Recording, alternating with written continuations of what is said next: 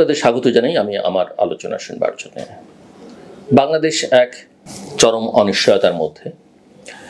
বাংলাদেশের ইতিহাসে দু দফা আর তিন দিন করে বাংলাদেশ সরকারবিহীন অবস্থায় কাটিয়েছে। 1975 সালের 3রা নভেম্বর থেকে 7ই নভেম্বর এবং 2024 সালের 5ই অগস্ট থেকে 8ই অগস্ট। আজকে বাংলাদেশ যে জায়গায় দাঁড়িয়ে, এই অবস্থায় সেই সরকারবিহীন সময়ও ছিল না।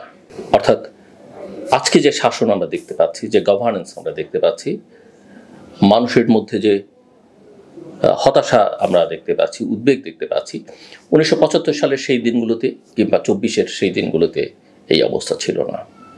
বাংলাদেশের মানুষের অনেক সমস্যা বিগত স্বৈর শাসকের আমলে অনেক রকমের সংকটের মধ্য দিয়ে বাংলাদেশ গেছে। তার মধ্যে একটা বড় সংকট ছিল যে মানুষের ভোটাধিকার ছিল না। 24-এর পট পরিবর্তনের পরেও বাংলাদেশের মানুষ কবে ভোট দিতে পারবে, সেই অনিশ্চয়তা কিন্তু এখন পর্যন্ত আজ অব্দি কাটেনি। প্রফেসর মোহাম্মদ ইউনূস বলছেন যে তিনি ইতিহাসের সেরা নির্বাচন করবেন। আবার তার পদত্যাগের আলোচনা বা গুঞ্জন যখন উঠল, তখন তিনি বলছেন নির্বাচনের জন্য তো দেশ প্রস্তুত নয়, কারণ এখন নির্বাচন হলে ব্যালট বক্স ছিনতাই হয়ে যেতে পারে। পুলিশ সেই অর্থে প্রস্তুত নয়। যে সরকার কেবল সংস্কার বলছে, সংস্কার না হলে বা সরকারের সমর্থকরা বলছেন নির্বাচন করা যাবে না, তারা 9 মাসে পুলিশকে ঠিক করতে পারেননি, প্রশাসনকে একটা ভালো জায়গায় দাঁড় করাতে পারেননি, তারা কি সংস্কার করবেন? 9 মাস কেন, 18 মাসও বা 36 মাসেও তারা কিছু করতে পারবেন বলে আমি মনে করি না। এটা আমি অনেকদিন ধরে বলে আসছি। এটা অনেকে আমাকে গালমন্দ করেন, কিন্তু বাস্তবতা হচ্ছে যে আসলে এদের পক্ষে কিছু করা সম্ভব নয়। এরা একটা সুনির্দিষ্ট রোড ম্যাপ ঘোষণা করতে পারেন। কেউ বলেনি আপনি যে এত তারিখে নির্বাচন দেন, অত তারিখে নির্বাচন দেন, বরং বাংলাদেশকে একটা জটিল পরিস্থিতির মধ্যে ঠেলে দেওয়া হচ্ছে। যে প্রতিষ্ঠানটি স্বাধীনতা এবং সার্বভৌমত্বের প্রতীক বাংলাদেশ সেনাবাহিনী, সেই প্রতিষ্ঠানটির সঙ্গে সরকারের সংযোগ প্রায় নেই বললেই চলে। আপনি মানবিক করিডোর দিবেন, করিডোর না বলেন স্পেস দিবেন, এটা করবেন ওটা করবেন, নানা কিছু করতে চাইছেন, কিন্তু সেনাবাহিনীর সঙ্গে আলোচনা করছেন না, সশস্ত্র বাহিনীর সঙ্গে আলোচনা করছেন না। আপনি সেনা প্রধানকে সরিয়ে দেবার তৎপরতা চালাচ্ছেন, সবাই বোঝে। কিন্তু কথা আমি আগেও বলেছি যে এই সেনা প্রধান যদি না থাকে, কারণ পুরো প্রক্রিয়াটাই, পুরো প্যাকেজটাই এখন একটা ষড়যন্ত্রের প্যাকেজ। এই সেনা প্রধানকে সরিয়ে দেওয়া মানে বাংলাদেশের নির্বাচন দীর্ঘকালের জন্য বিলম্বিত হয়ে যাওয়া। আর আমি একথাও বহুবার বলেছি যে জেনারেল ওয়াকারুজ্জামান, কেউ আমি দেখলাম সোশ্যাল মিডিয়াতে লিখছেন যে অন্যান্য দেশের মতো, পাকিস্তানের মতো, ইজিপ্টের মতো এরকম পরিস্থিতিতে কি হতে পারে, সেনাপ্রধানকে সরিয়ে দেওয়ার চেষ্টা হলে সেনাপ্রধান কি করতে পারেন, এবং সেই সব দেশের মতো আমরা চাই না। আমরা বাংলাদেশের সেনাবাহিনীকে সিভিল অ্যাডমিনিস্ট্রেশনের প্রতি লয়াল দেখতে চাই। আমি যারা লিখছেন যেসব বুদ্ধিবৃত্তি চর্চার সঙ্গে যারা যুক্ত বা বুদ্ধিজীবী যারা এসব লিখছেন, তাদেরকে বলতে চাই যে ওই সিভিল প্রশাসনের প্রতি বা সরকারের প্রতি যদি সমর্থনটা সেনাবাহিনীকে রাখতে হতো জুলাই মাসে, অগাস্ট মাসে, তাহলে পরিস্থিতি কি দাঁড়াতো? একবার কি আমরা ভেবেছি সেই একনায়কতন্ত্রের অবসান ঘটতো সেনাবাহিনী বা সেনাপ্রধান যদি সেদিন না চাইতেন, ভিন্ন ভূমিকায় থাকতেন? কাজে আমি খুব দৃঢ়তার সঙ্গে বহুবার বলেছি, আমি যতটুকু বাস্তবতা বুঝি তাতে করে এই সেনাবাহিনী বাংলাদেশের রাষ্ট্র ক্ষমতা দখল করবে না। জেনারেল ওয়াকারুজ্জামান করবেন না, ক্ষমতা দখল করবেন না, তিনি স্পষ্ট করে বলেছেন। এবং আমাদের সশস্ত্র বাহিনীর যেটা আকাঙ্ক্ষা, তারা বাংলাদেশের গণতান্ত্রিক প্রক্রিয়ায় উত্তরণের সহায়তা করতে চান, তারা ডিসেম্বরের মধ্যে নির্বাচন দেখতে চান।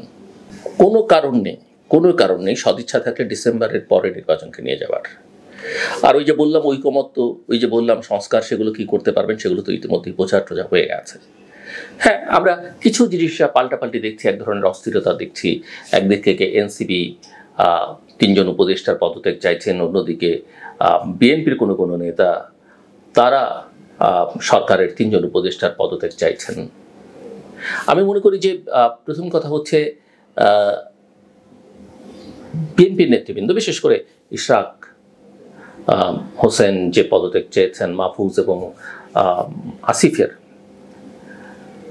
এবং বিএনপির পক্ষ থেকে ডক্টর খলিলুর রহমানেরও যাওয়া হয়েছে, নিরাপত্তা উপদেষ্টা এবং high representative on Rohingya issues. আমি মনে করি যে মাহফুজ এবং আসিফ তো বয়সে কম, তাদের পদত্যাগ কেন? তাদের পেছনে এই যে উপদেষ্টা পরিষদে আরও বিগ বিগ শটরা আছেন, তাদের পদত্যাগ না চেয়ে এই দুইজনের পদত্যাগে কি সমস্যার সমাধান হবে? এটা একটা বড় সিন্ডিকেট। আমি বহুদিন ধরে বলবার চেষ্টা করছি, সরকারের বাইরে, সরকারের ভেতরে, দেশে বিদেশে একটা বড় চক্র এর মধ্যে এবং দেশি বিদেশি চক্রের সঙ্গে যুক্ত হয়ে গেছে। কাজেই কেউ যদি মনে করেন মাহফুজ আর আসিফ সরে দাঁড়ালেন আর সরকার নিরপেক্ষ হয়ে গেল, এই সরকার নিরপেক্ষতা ক্ষুণ্ণ করেছে অনেক আগে। আমি দুটো পৃষ্ঠ আমার টেলিভিশন অনুষ্ঠানেও আমি বহুবার আমার বহুতি থেকে রেখেছি, এই আমার পডকাস্টও বলবার চেষ্টা করেছি। প্রথমত, এই সরকার কি নিরপেক্ষ? প্রমাণিত না। এই সরকার কি একটা ভালো নির্বাচন করবার সক্ষমতা রাখে? প্রমাণিত না। প্রফেসর মোহাম্মদ ইউনূস বলেছেন ইতিহাসে সেরা নির্বাচন তিনি করবেন, কিন্তু এখন তিনি বলছেন যে নির্বাচন করবার অবস্থা নেই, পুলিশ তৈরি না, প্রশাসন তৈরি না। দাঁড়ালোটা কি? দাঁড়ালো আসলে তাদের সেই সক্ষমতা নেই। প্রফেসর মোহাম্মদ ইউনূস পদত্যাগ করতে চাইছেন, তিনি বলছেন জাতীয় ঐকমত্য তৈরি হয়নি, রাজনৈতিক দলগুলো সহযোগিতা করেনি। আমি তো দেখি রাজনৈতিক দলগুলো তার সরকারকে পুরোপুরি সহযোগিতা করেছে, সমর্থন দিয়েছে। এই যে এত ধৈর্য তারা ধরেছে, হ্যাঁ আপনি বলতে পারেন যে তারা তো নির্বাচনের জন্য উদ্গ্রীব হয়ে গেছে, ক্ষমতার লোভে তারা এখন মদমত্ত, দেশে এখন সংস্কার দরকার ছিল, ঐকমত্য দরকার ছিল। কই সংস্কার তো কিছু করলেন না আপনারা। যে সংস্কারের জন্য ঐকমত্য দরকার নেই, যে সংস্কারের জন্য ইভেন সংস্কার কমিশনের রিপোর্টও দরকার নেই, যে সংস্কার করলে কেউ কোনো রকমের বিতর্ক করতো না, সেই সংস্কার তো আপনারা করেননি। বরং আপনারা একটা ষড়যন্ত্রের জালে জড়িয়ে পড়েছেন এবং দেশকে একটা ষড়যন্ত্রের দিকে নিয়ে যাচ্ছেন। সেনাবাহিনীতে একটা দ্বৈত নেতৃত্ব তৈরি করবার জন্য কথা নেই, বার্তা নেই, একজন জাতীয় নিরাপত্তা উপদেষ্টার তাকে দায়িত্ব দিয়ে দিলেন, যার ভূমিকা নিয়ে নানা রকমের প্রশ্ন নানা মহলে আছে। যে সেনাবাহিনী, যে সশস্ত্র বাহিনী জনগণের পাশে দাঁড়ালো ঠিক প্রয়োজনের সময়টাতে, চাইলেই সবসময় সেনাবাহিনী, প্রশাসন, পুলিশ সেটা পারে না, কিন্তু যেই সময়টাতে দাঁড়ানো দরকার ছিল, যেই সময় তাদের সিদ্ধান্ত নেওয়া দরকার ছিল যে আমরা জনতার বুকে গুলি চালাবো না, সেই সময় তারা সেই সিদ্ধান্ত নিয়েছে। একই কাজ সেনাবাহিনী অতীতও করেছে, 1990 সালে করেছেন। জেনারেল নুরুদ্দিন খানের কথা আমরা স্মরণ করতে পারি। জেনারেল এরশাদের মতো দুর্দণ্ড প্রতাপশালী স্বৈর শাসককে নো বলে দিয়েছিলেন যে আমরা জনগণের বিরুদ্ধে যেতে পারবো না। কাজেই আমি মনে করি এগুলো যারা করছেন সরকারের বিরুদ্ধে কোনো ষড়যন্ত্র না, সরকারই বরং নানা রকমের সরকারের লোকজন নানা রকমের ষড়যন্ত্রের মধ্যে জড়িয়ে আছেন। ওই যে আমি বলছিলাম যে এনসিপির পক্ষ থেকে একটা দাবি করা হয়েছে যে তারা ইলেকশন কমিশনে যাচ্ছে, স্থানীয় সরকার নির্বাচন আগে যাচ্ছে, সরকারের বিএনপি পন্থী 3 জন উপদেষ্টার পদত্যাগ দাবি করছেন। এনসিপি এখন কিভাবে বুঝতো যে এটা বিএনপি পন্থী? আসিফ নজরুল বিএনপি পন্থী বা সালেউদ্দিন আহমেদ, ওয়াহিদুদ্দিন মাহমুদ তারা বিএনপি পন্থী, কথা তারা বলছেন। বিএনপির পক্ষে বা নির্বাচনের পক্ষে এই যে যাদের নাম বললেন তারা কি ভূমিকা রেখেছেন? বা রাজনৈতিক দলগুলো যারা নির্বাচন চাইছে, গণতন্ত্র চাইছে, তাদের পক্ষে এই উপদেষ্টার কি ভূমিকা রেখেছেন আমি জানতে চাই। আমি তো দেখি এই উপদেষ্টা পরিষদ একেবারেই অকার্যকর একটা উপদেষ্টা পরিষদ। এরা শুধু নিজেদের সুযোগ সুবিধা, কিভাবে দীর্ঘকাল ক্ষমতায় থাকা যাবে, কিভাবে নিজেদের কিছু গোছানো যাবে, এর বাইরে তারা কোনো কাজ করছেন না। একটা চক্র এর মধ্যে খুবই গভীরভাবে যুক্ত, যারা ষড়যন্ত্রে লিপ্ত। আরেকটা চক্র, তারা কোনো ষড়যন্ত্রে নেই, তারা না করতে পারছেন, তারা সাহস করে সরকারে ভেতরে থেকে উপদেষ্টা পরিষদের বৈঠকে সাহস করে দুটো কথা বলবার তাদের কোনো সামর্থ্য এখন আর নেই। বয়স হয়েছে, সব মিলিয়ে তারা আর কথা বলতে চায় না। কোনটা যৌক্তিক, কোনটা গণতান্ত্রিক, কোনটা বলা দরকার, সে কথা তারা বলতে সাহস পান না বা বলেন না। এমনকি আমার তো ধারণা তারা অন্য মানুষেরও কোনো উপকার করবার ক্ষেত্রে খুব একটা ভূমিকা রাখতে পারছেন। যদি না, আমি জানি না, কাজে আমি অভিযুক্ত করবো না। যদি করে থাকেন নিজেদের জন্য কিছু করলে করতে পারেন। তারা শুধুমাত্র ক্ষমতাটাকে উপভোগ করবার চেষ্টা করছেন। প্রফেসর মোহাম্মদ ইউনূস প্রথমত তার পলিটিক্যাল মাইন্ড নেই, আমি অনেক আগেই বলেছি। নিঃসন্দেহে থেকে আমি ব্যক্তিগতভাবে শ্রদ্ধা করি, বাংলাদেশের জনগণ করে, সারা পৃথিবীর মানুষ করে, কিন্তু সব কাজ সবার নয়, সব কাজ সবাইকে দিয়ে হয় না।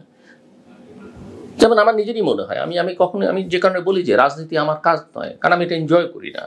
আমি এই কারণে কোনো রাজনৈতিক দলে যুক্ত হব না, কোনো সরকারি দায়িত্ব নিতে চাই না, কারণ আমি যেটা করছি সেটাই আমি এনজয় করছি। সবাইকে সব কিছু করতে হবে কেন? ইয়েস, একটা ঐতিহাসিক মুহূর্তে আমরা চেয়েছি, সবাই সমর্থন দিয়েছি প্রফেসর মোহাম্মদ ইউনূসকে, কিন্তু প্রফেসর মোহাম্মদ ইউনূস নিজের নিরপেক্ষতা নিজেই ক্ষুণ্ণ করেছেন। তিনি ছাত্রদের কর্তৃক নিয়োগকৃত, এটা হচ্ছে তার পরিস্থিতি থেকে না বোঝার ব্যাপার, যেটা বঙ্গবন্ধু শেখ মুজিবুর রহমান 1971 সালে 9 মাসে পাকিস্তানে জেলে থাকার কারণে বাংলাদেশের ভেতরকার পরিস্থিতি বুঝতে পারেননি, যুদ্ধের অবস্থা বুঝতেন না বলে তিনি পরবর্তীতে অনেক অগণতান্ত্রিক সিদ্ধান্ত নিয়েছেন। মানুষ কি চায় মানুষের আকাঙ্ক্ষা ধারণ করতে পারেনি। প্রফেসর মোহাম্মদ ইউনূসেরও একই অবস্থা হয়েছে। অভ্যুত্থানের সময় তিনি দেশে ছিলেন না, ছিলেন প্যারিসে, এবং গোটা সময়টাতে এই 15, 16, 17 বছরে বাংলাদেশের কোনো গণতান্ত্রিক সংগ্রামে তার কোনো ভূমিকা ছিল না। কিন্তু আমি তাকে ছোট করছি না, নিঃসন্দেহে তিনি আমাদের ইতিহাসের সবচেয়ে বড় মাপের একজন মানুষ। কিন্তু যত বড় মাপের মানুষই আপনি হন না কেন, আইনস্টাইনকে দিয়ে তো দেশ চালানো যাবে না। দেশ চালানো একটা পলিটিক্যাল ইস্যুজ এবং একটা আলাদা কাজ। আপনি নোবেল পেতে পারেন, পৃথিবীর সেরা সেরা সব পুরস্কার পেতে পারেন, কিন্তু দেশ চালানো। এবং এই যে ছাত্ররা রাজনৈতিক দল করছে, এখন তো এদেরকে আর ছাত্র বলবেন না, এরা একটা রাজনৈতিক দল, একটা পার্টি, একটা পক্ষ। এরা দল করছে সেটাও কিন্তু প্রফেসর মোহাম্মদ ইউনূস একটা বিদেশি সংবাদ মাধ্যমের মধ্যে বলেছেন, এবং বলা যেতে পারে তাদের প্রতি তার আশীর্বাদের কথা প্রকারান্তরে ব্যক্ত করেছেন। এবং তিনি বলছেন যে আমাদের রাজনৈতিক দলগুলো কিছুই করেনি অতীতে। হ্যাঁ, অনেক কিছুই করেনি, অনেক কিছু তারা করতে পারতো, কিন্তু বাংলাদেশে 53 বছরে কিছুই হয়নি এ কথা যারা বলেন, বলতে হবে তারা অন্ধ না হয় বধির। আমি মনে করি এই কথাগুলো বলা একদমই ঠিক না, একদমই ঠিক না। এই যে 3 জন উপদেষ্টার বিএনপিপন্থী বলা হলো না, আমি মনে করি এটা আসলে এই উপদেষ্টাদের মধ্যে থেকে কেউ না কেউ এদের দিয়ে বলিয়ে একটা বিতর্ক, একটা ভারসাম্য তৈরি করা, এবং একই সঙ্গে নিজেকে একটু বিএনপিপন্থী হিসেবে চিহ্নিত করবার চেষ্টা করেছেন। আপনারা বিচার করে দেখবেন কার প্রভাব এদের উপরে আছে, কার সঙ্গে এদের যোগাযোগ। মুখে যে যাই বলুক, এদের চিনতে বুঝতে আমাদের কারো বাকি নেই। সব কথা আমরা জানি না। রাজনৈতিক দলগুলোর সঙ্গে প্রফেসর মোহাম্মদ ইউনূসের আমি যখন কথা বলছি, তারপরে কী সিদ্ধান্ত হবে। তবে আমি যেটা বুঝি যে বাংলাদেশের সামনে ইভেন বিএনপিও যদি নির্বাচন না চায় বা সরকারের তালে তাল দেয়, আমি একথা দ্ব্যর্থহীন ভাষায় বলতে পারি, ডিসেম্বরের মধ্যে বাংলাদেশের জাতীয় সংসদ নির্বাচন না হলে বাংলাদেশের সামনে অনেক বড় বিপদ। মনে রাখতে হবে, এখন থেকে আমরা কথা বলছি মে মাসে, ডিসেম্বর পর্যন্ত অনেক সময়, এবং গত অগাস্ট থেকে এই পর্যন্ত সরকার আসলে বেসিক্যালি কিছু করতে পারেনি। আইন শৃঙ্খলা পরিস্থিতির উন্নতি হয়নি, অর্থনীতি গোছানো যায়নি, বিচার হয়নি, যারা জুলাই অগাস্টের অপরাধ করেছে কিচ্ছু হয়নি, যারা আহত হয়েছে, যারা নিহত হয়েছে তাদের পরিবারকে যথেষ্ট পরিমাণে সহায়তা দেওয়া যায়নি। এই কাজগুলো করতে তো জাতীয় ঐকমত্যের দরকার নেই। এই ঐকমত্য অটোমেটিক্যালি ভিতর থেকে হয়ে আছে। সো আমি পরিষ্কার করে বলতে চাই, এই সরকার দিয়ে দেশ চলবে না। নির্বাচন তো অনেক পরের কথা। ইয়েস, আমরা এখনও চাই, সবাই চাই, রাজনৈতিক দলগুলো তো চায় প্রফেসর মোহাম্মদ ইউনূস সরকার প্রধান হিসেবে থাকুক, এই উপদেষ্টা পরিষদ দিয়ে চলবে না। কিন্তু প্রফেসর মোহাম্মদ ইউনূসকে আসলে এই চক্র, এই যে সরকারের ভেতরে বাইরে থাকা যে চক্র, যে নানা ন্যারেটিভ তৈরি করে বাংলাদেশকে বিভ্রান্ত করবার চেষ্টা করছে, ভিন্ন পথে নিয়ে যাওয়ার চেষ্টা করছে, তাদের থেকে তাকে আলাদা করে ফেলতে হবে। তিনি পারলে ভালো, না পারলেও অসুবিধা নেই। কোনো কিছু শূন্য থাকে না এই বিশ্ব ব্রহ্মাণ্ডে, রাজনীতিতে কোনো কিছু শূন্য থাকে না।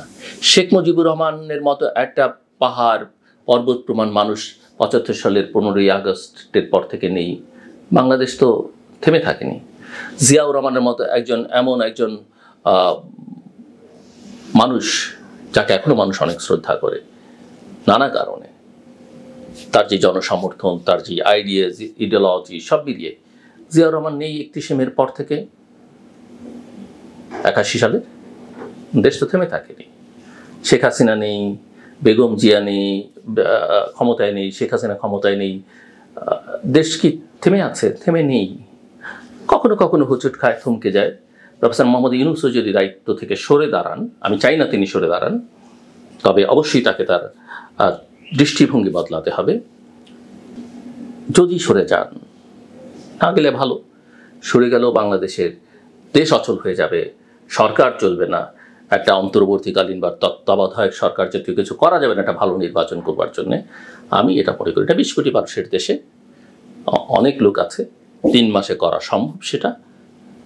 অন্যথায় চাপ কিন্তু আসতে থাকবে। আজকে হয়তো বিএনপি একটু দ্বিধাগ্রস্ত, বিএনপি বা কিছু কিছু রাজনৈতিক দল নানা কারণেই তাদের ক্রমা এখনো কাটেনি। এবং আমি মনে করি রাজনৈতিক দল হিসেবে এগুলো তাদের দুর্বলতা, তাদের নেতৃত্বের দুর্বলতা। কিন্তু জনগণ কিন্তু ফুঁসে উঠবে, জনগণ কিন্তু ঠিকই তার দাবি, তার চাপ তুলবে, দিন খুব বেশি দূরে নয়। কথায় কথায় আমরা ভারতকে দাবি করি, আমেরিকাকে দায়ী করি, এগুলো করে কোনো লাভ নেই। এই যে সব সমস্যার পেছনে কি ভারত আছে, আমেরিকা আছে বা অন্য সব দেশ আছে? নিজের সমস্যা, নিজের ঘরের সমস্যার জন্য অন্যকে দায়ী করবার প্রবণতাটাও আমাদের বাদ দিতে হবে। মাথায় রাখতে হবে চাপ কিন্তু বৈশ্বিক চাপও আছে। সেনাপ্রধান যেদিন খোলামেলা কথাবার্তা বললেন তার আগেই কিন্তু যুক্তরাষ্ট্রের দূতাবাস এর যিনি প্রধান, তার ডিফেন্সের কর্মকর্তাদের নিয়ে সেনাপ্রধানের সঙ্গে দেখা করেছেন। ইতিমধ্যে আপনারা দেখেছেন যে অস্ট্রেলিয়ার 43 জন এমপি 3টে সুনির্দিষ্ট চাওয়া নিয়ে প্রফেসর মোহাম্মদ ইউনূসকে চিঠি দিয়েছেন। কি চাওয়া? নির্বাচনের সুনির্দিষ্ট রোডম্যাপ ঘোষণা করুন, র্যাপিড অ্যাকশন ব্যাটালিয়ন বিলুপ্ত করুন, আর চাওয়া হচ্ছে জুলাই আগস্টে যারা আহত নিহত হয়েছে তাদের ক্ষতিপূরণ এবং তাদের পাশে দাঁড়ান। আমার কথা খুব পরিষ্কার, বাংলাদেশ একটা অস্থিতিশীল অবস্থার মধ্যে আছে। নানা জাতীয়, আঞ্চলিক এবং আন্তর্জাতিক ষড়যন্ত্রের মধ্যে বাংলাদেশ। এখানে জনগণের ক্ষমতায়ন দরকার, আর জনগণের ক্ষমতায়ন হতে পারে একমাত্র উপায় একটা অবাধ, সুষ্ঠু, গ্রহণযোগ্য, অংশগ্রহণমূলক আন্তর্জাতিক মানসম্পন্ন নির্বাচন দিয়ে। এখানে ওই আওয়ামী লীগের দোসর, ভারতের দালাল এগুলো বলে করে লাভ নেই। বাংলাদেশের জনগণ খুব ভালো বোঝে কি ভালো আর কি মন্দ, কাকে তার গ্রহণ করতে হবে, কাকে তার বর্জন করতে হবে, কাকে হাজার হাজার মাইল দূরে রাখতে হবে। শেষ করবার আগে একটা কথা বলি, সবসময় আমি বলবার চেষ্টা করছি, নানা কথা, প্রতিদিনই নানান কথা। আমাদের জীবনে সেল ফোনটা খুব গুরুত্বপূর্ণ, মোবাইল ফোন। কিন্তু মনে রাখতে হবে পৃথিবীর বহু আবিষ্কার, বহু কাজ, বড় বড় কাজ যখন এই মোবাইল ফোন ছিল না, এমনকি টেলিফোন আবিষ্কৃত হয়নি, তখন হচ্ছে। এখন নিঃসন্দেহে আমরা সেল ফোন ছাড়া চলতে পারি না আমাদের জীবনটা। একটা জিনিস খেয়াল রাখবেন, আপনি যখন কারোর সঙ্গে কথা বলেন বা আপনি যদি কোনো মিটিংয়ের মধ্যে থাকেন, এই সেল ফোন টেপা, টেক্সট করা বসে বসে অন্যের দিকে না তাকিয়ে, এটা বন্ধ করবেন। এটা হচ্ছে অন্যকে ডিসরেসপেক্ট করা, অসম্মান করা। আপনার যতটুকু কথা বলে আপনি ততটুকু কথা বলেন, সেখান থেকে সরে যান, তারপরে আপনি আপনার ফোনের কাজটা করেন। কিন্তু একটা মিটিংয়ের মধ্যে বসে আছেন, আপনি ফোন টিপছেন, দুজন কথা বলছেন, তার মধ্যে আপনি 10 মিনিট কথা বললে 7 মিনিট ফোনে আপনার চোখ, 3 মিনিট, এবং সারাক্ষণ খাবার টেবিলে এখানে সেখানে, এগুলো আমাদের আসলে শরীরের জন্যে, চিন্তার জগতের জন্যে, অভ্যাসের জন্য যেমন খারাপ, এটা অন্য যারা চারপাশে থাকে তাদের প্রতি একটা অসম্মান করা হয়। আসুন আমরা সবাই মিলে এই প্রবণতা বন্ধ করি। আমার কথা শুনবার জন্য আপনাদের অসংখ্য ধন্যবাদ। আপনাদের সবার জন্য শুভকামনা।